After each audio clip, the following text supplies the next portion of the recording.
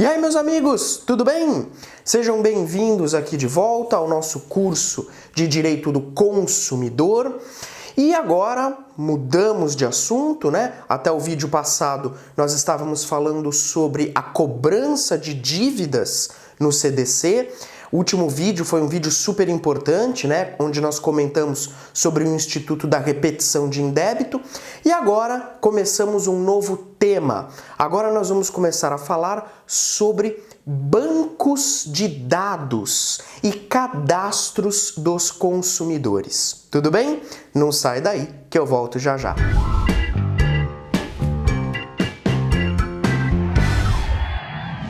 Muito bem, então voltando agora para o nosso tema novo.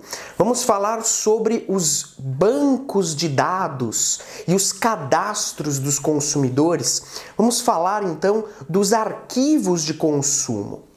Particularmente, eu acho esse um dos temas mais interessantes aí dentro do direito do consumidor, né? Nós temos uma tratativa desse assunto bem assim profunda. Quero pelo menos fazer aí com vocês uma análise bem profunda desse tema, sempre tendo por base, né, as disposições do CDC, mas agora a gente vai tratar sobre cadastros dos consumidores, né, bancos de dados. Percebam vocês que no futuro, um futuro não muito distante, por assim dizer, a grande moeda de troca, né, vai ser a informação.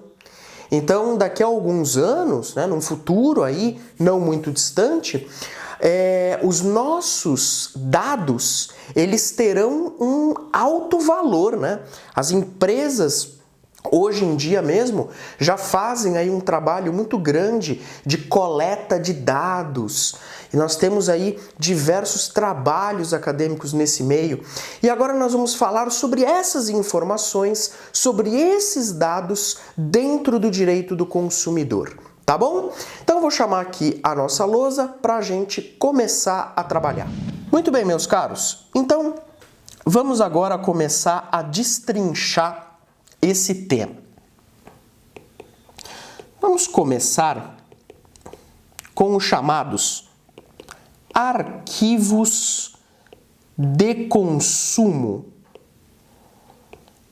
Arquivos de consumo.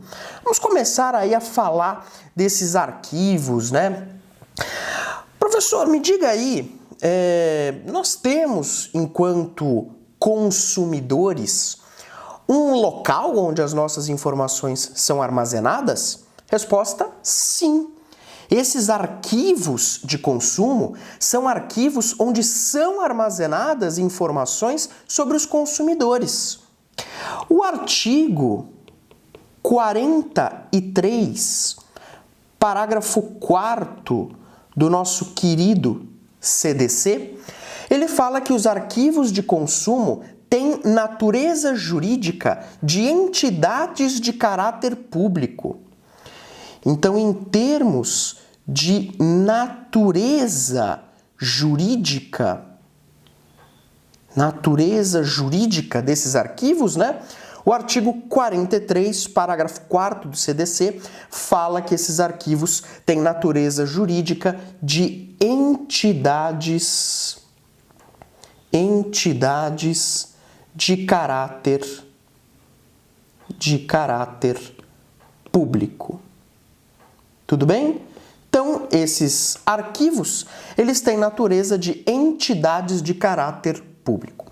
Esses arquivos de consumo, eles podem ser de duas espécies, tá? Então, eu tenho duas espécies de arquivos de consumo. A primeira espécie é o que nós chamamos de cadastro.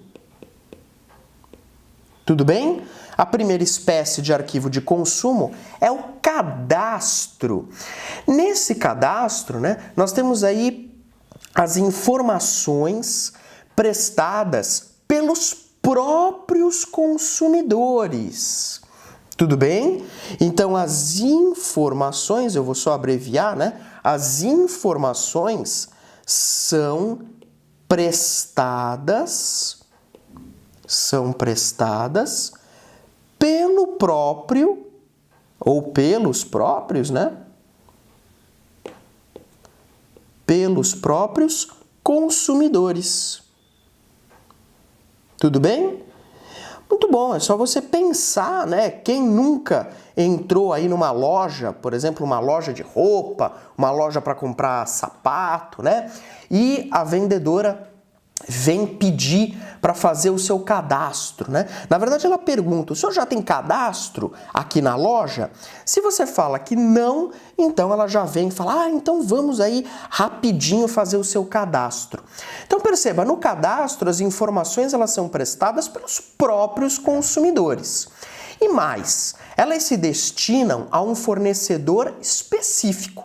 Então eu entro, por exemplo, na loja X, lá no shopping, né? Imagine aí uma loja de tênis. Eu entro nessa loja para comprar um tênis e essa loja X, ela pede que eu preencha um cadastro. Quando eu preencho esse cadastro, né? Veja que eu estou dando as minhas informações para aquele fornecedor específico. Então preencho meu nome completo, meu e-mail, eventualmente aí um CPF, RG, enfim. Então eu faço aí o meu cadastro. Agora, nós temos ainda uma segunda espécie de arquivo de consumo, uma segunda espécie, que é o banco de dados, tá? Banco de dados. Então é uma outra espécie de arquivo de consumo. Perceba, no banco de dados, as informações são coletadas pelos fornecedores. Então, as informações, vou abreviar, né, aqui, as informações, elas são coletadas pelos fornecedores. São coletadas pelos fornecedores. E mais, né? Perceba, no banco de dados, essas informações, elas são destinadas ao mercado de consumo. Então perceba, olha só, no cadastro, as informações são destinadas a um fornecedor específico. Tá? Então basta você pensar no exemplo da loja de tênis, da loja de sapato. Eu vou, preencho o cadastro e dou as minhas informações para aquela loja, para aquele fornecedor.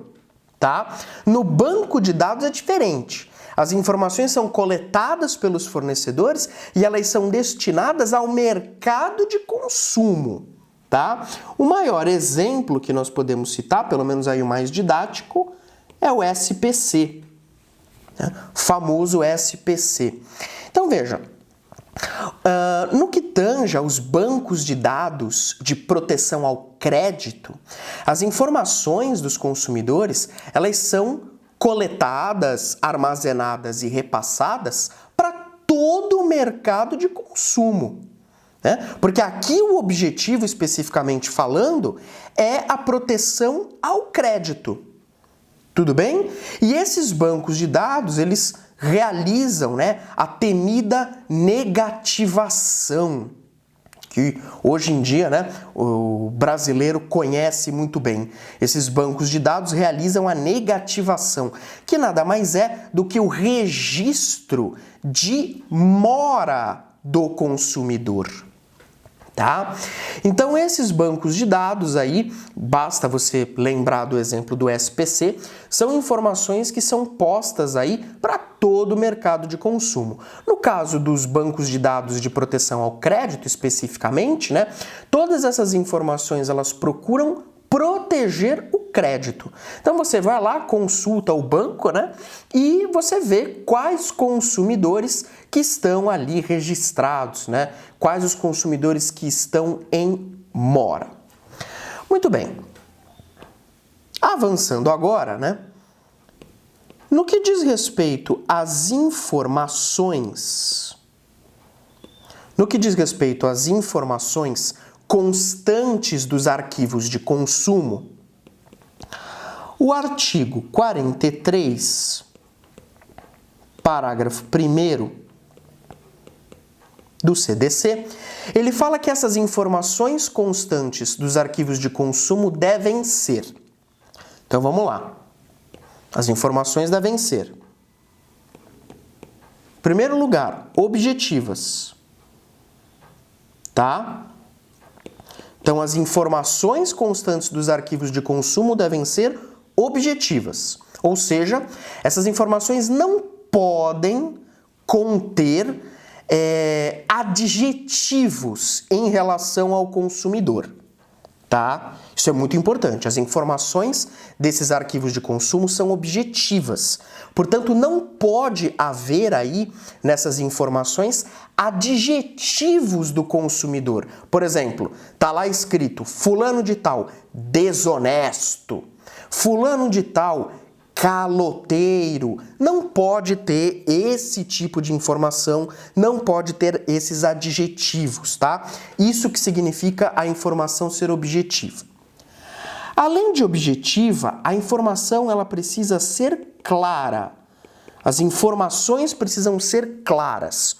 O que isso significa? Significa que as informações elas devem ser inteligíveis para qualquer consumidor. Tá? Não há, portanto, necessidade de que o consumidor tenha, conhecimentos técnicos para entender aquelas informações. Então, por exemplo, eu vou acessar ali o banco para ver as informações, eu não preciso ser formado em direito para entender ali aquelas informações. Percebe? Não há essa necessidade. Então, a pessoa, por exemplo, menos instruída, a pessoa mais simples, mais humilde, ela deve ter aí as informações, devem ter condições de serem compreendidas por essas pessoas. Tá bom? Outro detalhe, que o código fala, mas eu acho até um pouco desnecessário, é que as informações devem ser verdadeiras. Mas vamos colocar aqui, As informações devem ser verdadeiras. Ou seja, os arquivos, eles somente podem conter informações verídicas sobre o consumidor. Tudo bem? Agora, embora essa característica aqui ela seja um tanto quanto óbvia, por assim dizer, ela é muito importante porque informações erradas ou informações mentirosas sobre aquele consumidor ensejam a responsabilidade do fornecedor. Isso é um detalhe importantíssimo. Tá? Vai haver a responsabilidade do fornecedor, porque não é dever do órgão mantenedor do arquivo verificar a veracidade das informações. Tudo bem? E por fim, última característica, é que essas informações elas devem ser de fácil compreensão. Então, como última característica, essas informações devem ser de fácil compreensão. As informações devem ser acessíveis a todos, tá bom? O que a gente até meio que já falou, até um pouco redundante, a informação ela tem que ser clara, no sentido de que o consumidor ele não necessita de conhecimentos técnicos para entender o que está ali, e de fácil compreensão, ou seja, as informações devem ser acessíveis a todos, tá? Muito bem. Agora eu quero passar para a análise dos direitos do consumidor,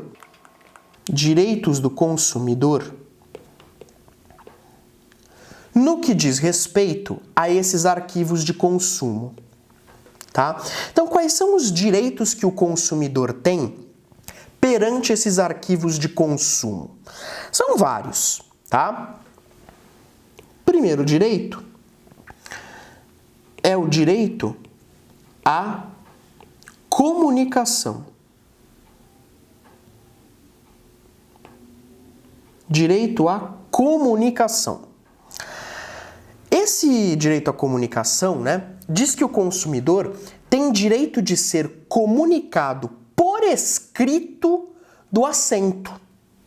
Isso você vai encontrar no artigo 43, parágrafo 2º do CDC, que diz que a abertura de cadastro, ficha, registro e dados pessoais e de consumo deverá ser comunicada por escrito ao consumidor, né, quando não solicitada por ele. Então essa comunicação, ela sempre tem que ser por escrito, tem que ser uma comunicação por escrito, tem que ser uma comunicação prévia e tem que ser uma comunicação expressa. Tudo bem? De modo que, isso é muito importante, não são válidas as comunicações feitas por telefone. Ok? Perceba, a responsabilidade, vou colocar uma observação aqui, a responsabilidade pela comunicação, então a responsabilidade pela comunicação recai sobre o mantenedor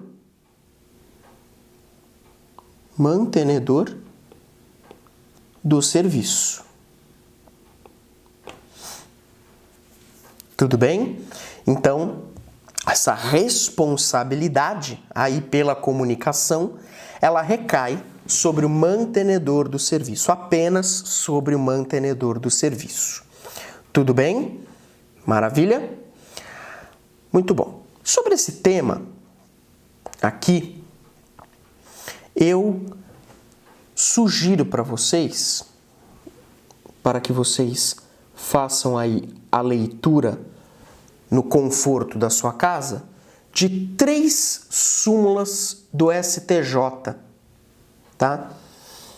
A primeira é a súmula 359 do STJ, tá? Então faça aí na sua casa a leitura dessa súmula 359. Essa súmula ela fala que cabe ao órgão mantenedor do cadastro de proteção ao crédito a notificação do devedor antes de proceder à inscrição. Faça a leitura também da súmula 404, também do STJ, né? Todas do STJ. Essa súmula 404, dizendo que é dispensável o AR, é dispensável o aviso de recebimento na carta de comunicação ao consumidor sobre a negativação do seu nome em bancos de dados e cadastros, tá? E a terceira e última súmula que você deve ler, pelo menos fica a minha sugestão, é a súmula 572, também do STJ. Essa súmula 572, muito importante, né? Fala que o Banco do Brasil, na condição de gestor do cadastro de emitentes de cheque sem fundo, não tem a responsabilidade de notificar previamente o devedor acerca da sua inscrição no aludido cadastro, né? Tampouco legitimidade passiva para as ações de reparação de danos fundadas na ausência de prévia comunicação, tá? Então fica aí para complementar os teus estudos a indicação dessas 3 importantes súmulas do STJ. Muito bem, galera, então vamos parando por aqui para o vídeo não ficar muito longo, tá?